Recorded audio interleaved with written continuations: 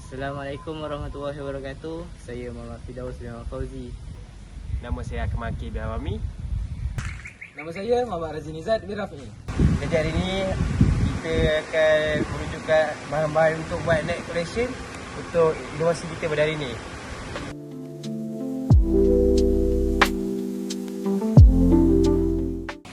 Pertama sekali perkara yang perlu dibuat ialah mengambil pelampung. Kemudian kita ukur untuk mendapatkan ukuran yang tepat. Setelah itu kita ambil cutter dan kemudian kita potong. Setelah pelampung dipotong, kita potong pula bahagian tengah pula.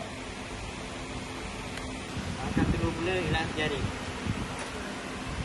Jaring akan meliputi dan melindungi frame.